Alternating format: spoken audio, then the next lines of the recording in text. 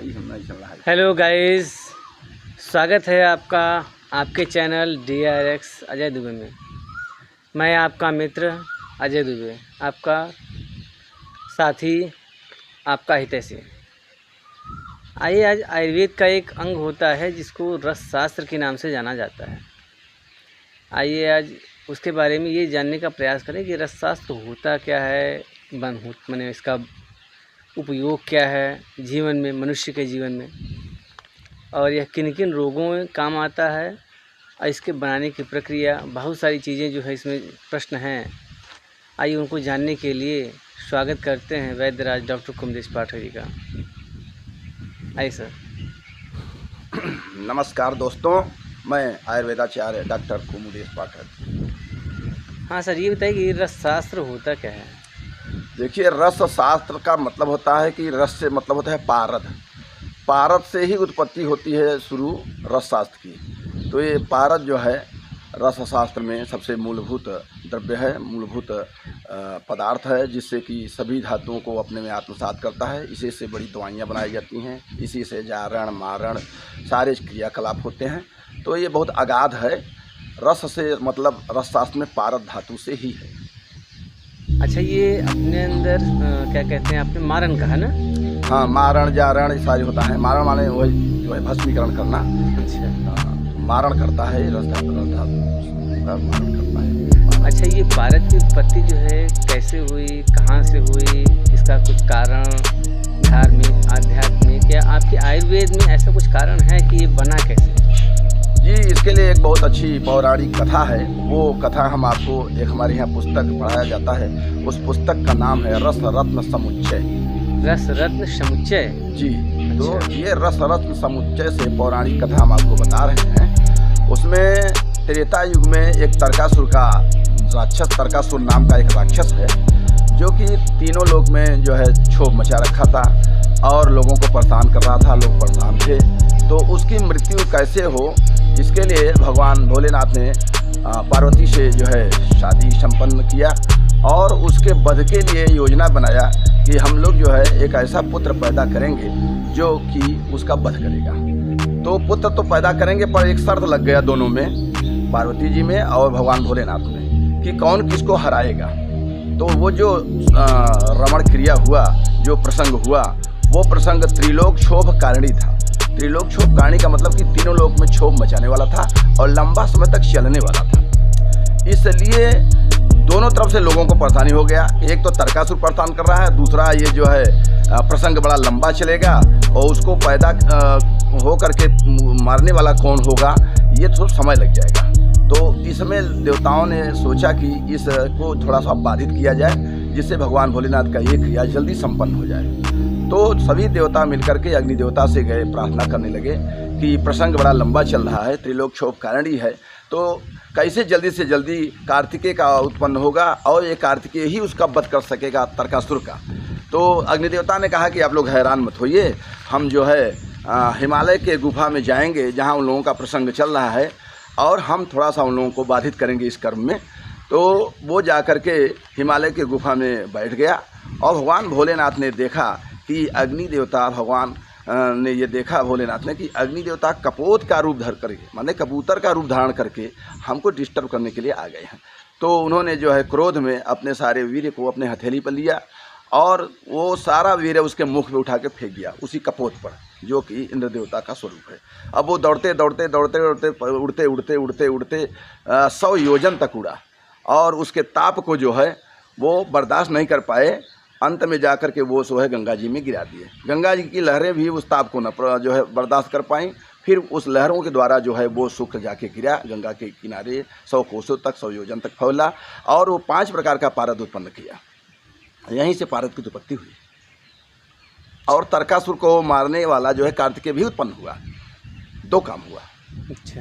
और तरकासुर का वध हुआ कार्तिकेय के द्वारा, माने पारद की भी उत्पत्ति हुई और अयोनिज संतान के रूप में कार्तिकेय भी उत्पन्न हुए। अयोनि का मतलब? अयोनिज, जो योनि मार्ग से न उत्पन्न हो। देवता कुछ भी कर सकते थे, जैसे कर्ण है, वो जो है कान से पैदा हुआ किसी के वरदान के स्वरूप। तो ऐसे जो है पुत्र अयोनिज संतान कहे जाते हैं। अच्छा, तो 5 पारद बने जी। उनका आयुर्वेद में अलग अलग उपयोग भी होगा। अलग अलग उपयोग होगा, अलग अलग मारण है, जारण है, उनकी क्रियाविधि है। हम 5 प्रकार के पादप का वर्णन अगले अध्याय में करेंगे, क्योंकि वो बहुत लंबा विषय है। अच्छा, आप लोग जो है ये किस प्रकार की दवाओं की व्यवस्था बनाते हैं? देखिए, व्यवस्था पत्र में देखिए हर प्रकार की दवाएं हम चाहते हैं। एक तो द्रव्य गुण की कुछ औषधियाँ हैं, कुछ भैषज औषधियाँ हैं, जिसमें है चूर्ण है, बटी है, आसव है, अरिष्ट हैं। ठीक इसी प्रकार से रसताज की भी औषधियों को लेना बड़ा ज़रूरी हो जाता है, क्योंकि अगर पुराना कोई मर्ज है, क्रॉनिक बीमारी है, कठिन बीमारी है, कैंसरस है, जो किसी से ठीक नहीं हो रहा है, तो उसमें भस्म औषधियाँ जो है चलाना हमारा मजबूरी हो जाता है। और बिना भस्म औषधियों के जो है कार्य नहीं होगा। ये भस्म औषधियाँ, परपटी, ये सब सारी चीज़ रसशास्त्र के अंतर्गत आता है। अच्छा, ये भस्म औषधियाँ जो है जी, क्या इनके बिना जो है आयुर्वेद में चिकित्सा असंभव है? देखिए, हल्के फुल्की बीमारी में तो हम जो है भस्म औषधियों को नहीं चलाते, न बहुत रस औषधियाँ ही चलाते हैं। छोटी मोटी बीमारी है, बुखार है, सर्दी है, जुकाम है, खांसी है, तो सामान्य दवाओं से, चूर्ण, बटी, आसव से, सिरप से काम हो जाता है। पर अगर कोई पुरानी बीमारी है जो असाध्य है, जो ठीक नहीं हो रहा है, जो देर में ठीक होने वाला है, वहाँ मुझे रस औषधियाँ लगाना जरूरी हो जाता है। जैसे बाजीकरण में है, और भी कोई गांठ गलाने के लिए है। इस तरह से जो भी कुछ कठिन रोग हैं, उसमें रस औषधियों का सहयोग लेना पड़ता है। मतलब क्रोनिक डिजीज़ में जो है भस्मों का उपयोग अनिवार्य हो जाता है। क्रॉनिक डिजीज और न ठीक होने वाले डिजीज, गांठ हुए, कैंसर हुए, और इस भी प्रकार की जो है जो भी चीज़ें हैं, वो सब रस औषधियों से। अच्छा, ये जो लोग बोलते हैं कि ये स्वर्ण भस्म है, चांदी भस्म है और ताम्र भस्म है, तो इस तरीके के जो भस्म बताए जाते हैं, तो क्या इनमें वो चीज़ें जैसे स्वर्ण हुआ, ये सारी चीज़ें क्या उसमें उपस्थित रहती हैं?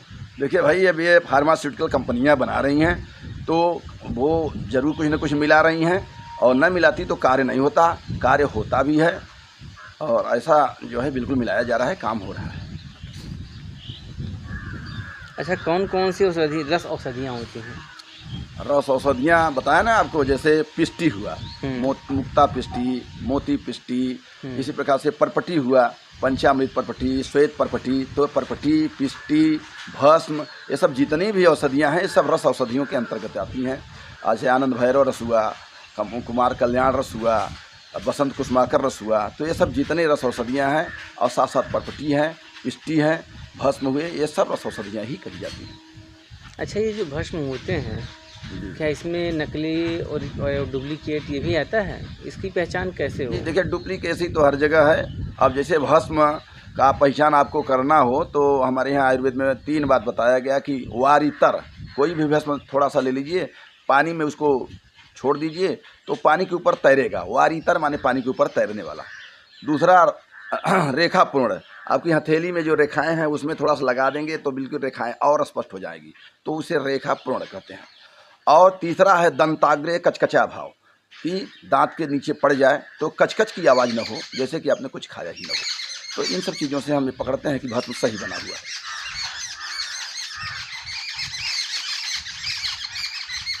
अच्छा, ये बताइए, जो भस्म आप लोग आयुर्वेद में कह रहे हैं कि उपयोग होता है जी, तो इसका उपयोग जो है किससे किया जाए? जैसे बहुत से लोग कहते हैं नहीं नहीं, पानी से पी लीजिए, गर्म पानी से पी लीजिए, या शहद से ले लीजिए, या दुग्ध से लीजिए, तो इसमें आपकी क्या राय है? देखिए, ये भी जो है रोग पर निर्भर करता है। मोस्टली भस्मों को जो है दूध से दिया जाता है, घृत से दिया जाता है, और मधु से दिया जाता है। लेकिन जो कोमल प्रकृति के जो है भस्म है, जैसे मंडूर भस्म हुआ, उसे आप जो है आसव अरिष्ट के साथ भी दे सकते हैं। जैसे मंडूर भस्म को आप लोहासव के साथ दे देंगे तो खून भी जल्दी बढ़ेगा और पेट भी अच्छा साफ होगा। तो जल से ना दे करके, बल्कि आप आसव अरिष्ट के साथ दें, बाकी मधु से दें, और जो है दूध से दें। वो रोगानुसार चिकित्सक आपको खुद बताता है, वो एक अनुपान है, वो वैद्यों को पता है। अच्छा, भस्म में भी कुछ प्रकार होते हैं क्या, कि जैसे कुछ जैसे स्वर्ण भस्म हुआ, या कुछ ऐसे हैं जो बिना किसी भस्म के हों, मतलब कोई चीज़ मिलाई नहीं वो? देखिए, भस्म में भावना देते हैं, मारण करते हैं, जारण करते हैं, और जो हल्के प्रकार के जो है, जैसे मंडूर भस्म ही है, आप उदाहरण ले लीजिए, तो उसमें कोई विशेष का जो है मिलावट नहीं करते, उसका मारण कर दिए और उसके जो विधि से बना दिए, वो भस्म बन के तैयार हो गया।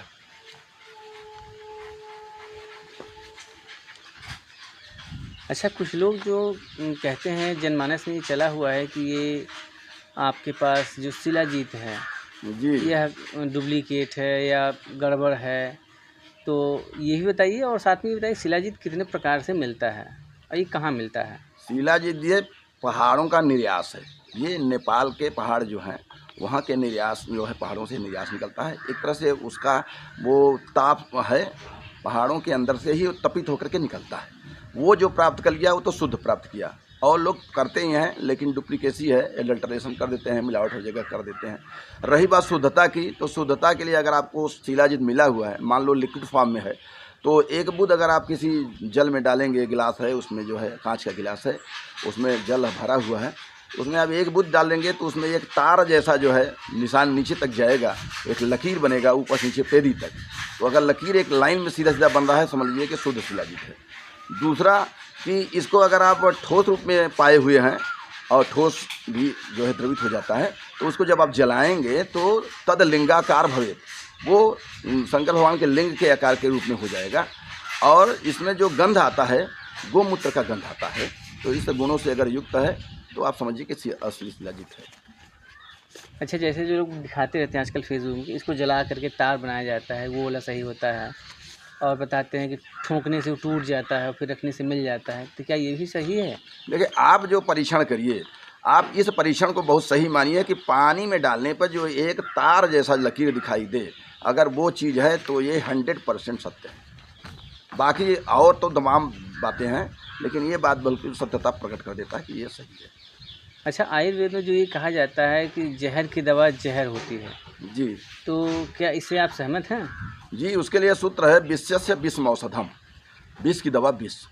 अर्थात आजकल आप देख रहे हैं आए दिन लोगों को पथरी हो जा रहा है, किडनी में हो जा रहा है, ब्लैडर में हो जा रहा है, यूरेटर में हो जा रहा है, इसके बाद पित्त की थैली में भी हो जा रहा है। तो पित्त की थैली की बात नहीं कर रहे हैं, बाकी ब्लैडर किडनी का स्टोन जो है उसके लिए जो है ये कैल्शियम कार्बोनेट, कैल्शियम आइलेट का ही पार्ट है जो कि साइज बढ़ के बन जाता है। तो हमारे यहाँ एक औषधि है जो उस औषधि का नाम है हजरल यहूद भस्म, वो भी कैल्शियम कार्बोनेट है, ये भी कैल्शियम कार्बोनेट है। हजरल यहूद भस्म? जी, हजरल यहूद भस्म माने हम बता रहे हैं कि पथरी को कैसे काटता है, विषय से विषम औषधम। तो वो भी कैल्शियम कार्बोनेट है, कैल्शियम आइलेट है। आपका हजरल यहूद भस्म भी बिल्कुल वही कंपोजिशन है, कैल्शियम कार्बोनेट है, कैल्शियम आइलेट है, कैल्शियम सल्फेट है। तो उसमें हम ऐसी चीज़ों का भावनाओं को मिला करके और अन्य औषधियों को मिला करके देते हैं कि 1 से लेकर 10 mm की अगर पथरी हो तो हफ्ते भर में गल जाती है। ये मैं कई करके दिखाया हूँ। अच्छा, ये बताइए जो पित्त की थैली की जो पथरी आजकल पाई जाती है, जी, तो क्या उसका इलाज जो है आपके आयुर्वेद में संभव है या फिर एलोपैथ में उसका सर्जरी ही है? क्योंकि और बहुत सारे लोग, बहुत से पेशेंट, बहुत से डॉक्टर्स भी यही कहते हैं कि पथरी जो है पित्त की जो है उसको निकालना असंभव है।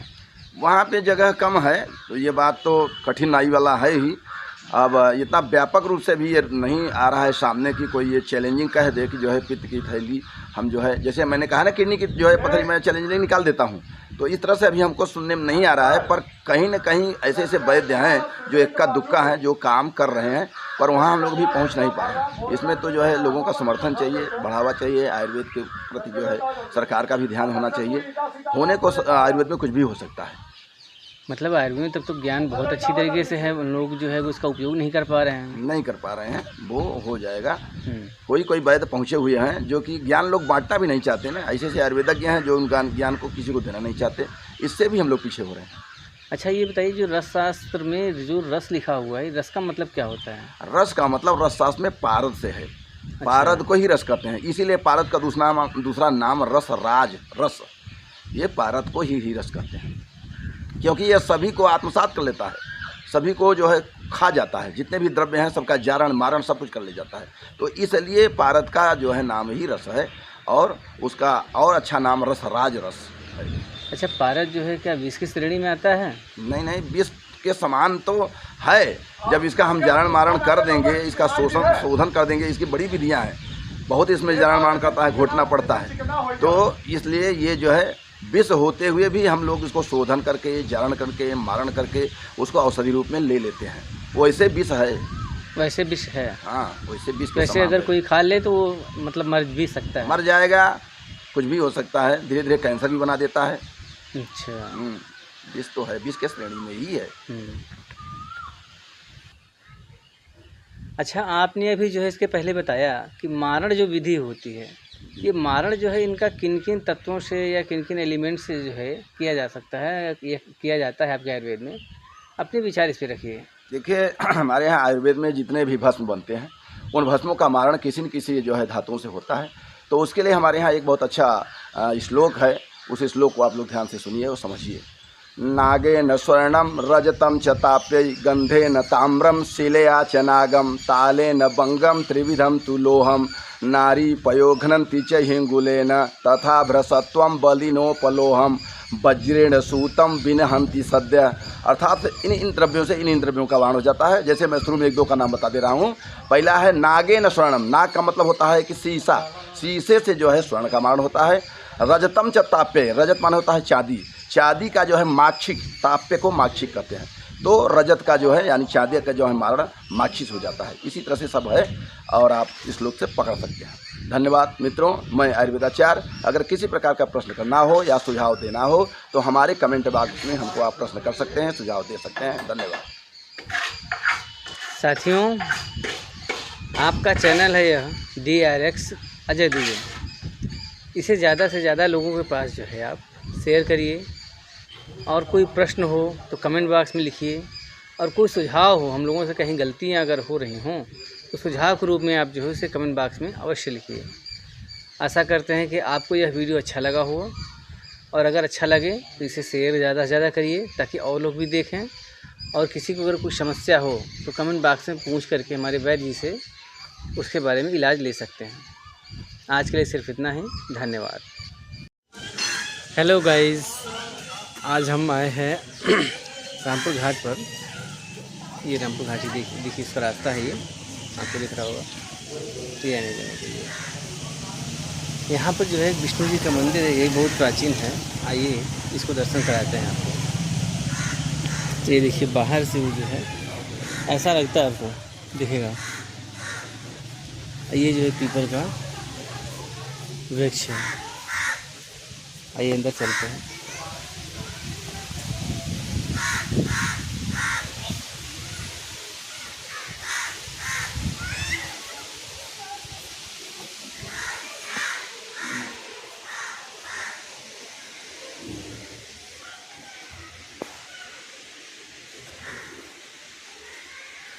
ये आप देख रहे हैं विष्णु जी की जो है संगमरमर की मूर्ति है, और इधर राधा कृष्ण जी की भी प्राचीन मूर्ति है। ये जो है काले कलर की, ये भी श्री कृष्ण जी की मूर्ति है। ये देखिए पुराना जो है बहुत ही प्राचीन ये भी मंदिर है। इस मंदिर के बारे में जानकारी लेने के लिए जो यहाँ पे ग्रामीण उपस्थित हैं उनसे पूछा जाए कि ये मंदिर कब का है, कैसे है और किसने बनवाया है।